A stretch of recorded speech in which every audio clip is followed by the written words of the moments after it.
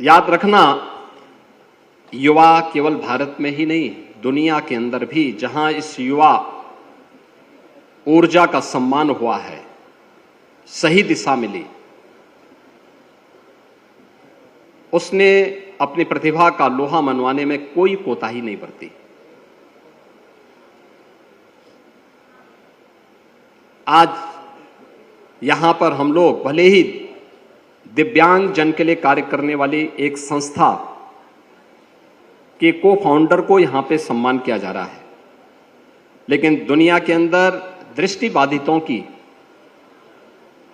पहली जो प्रेस हुई थी ब्रेन लिपि में, वह उसके जो लुइस ब्रेल थे, उन्होंने मात्र 15 वर्ष की अवस्था में ब्रेन लिपि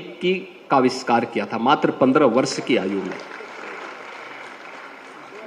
आइंस्टीन के बारे में कहा जाता है कि 16 वर्ष की अवस्था में ही उन्होंने सापेक्षता के सिद्धांत की पुष्टि की थी,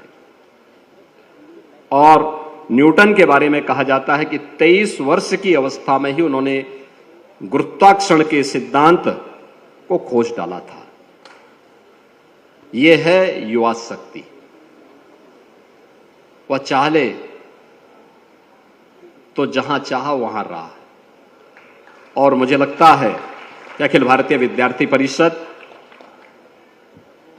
उसका एक सशक्त प्लेटफॉर्म बन सकता है, बना है और बन सकता, और मजबूती के साथ बन सकता है। लेकिन इसके लिए हमें प्रयास करने पड़ेंगे। इसके लिए हमें समय के सापेक्ष अपने आप को तैयार करना पड़ेगा, और वह है कि जब आप अखिल भारतीय विद्यार्थी परिषद की बात करते हैं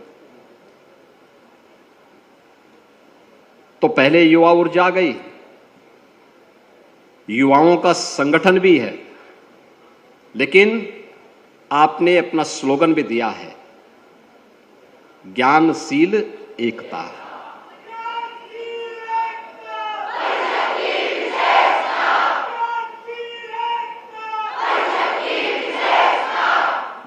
ज्ञानवान बनने के लिए मुझे लगता है कि भारत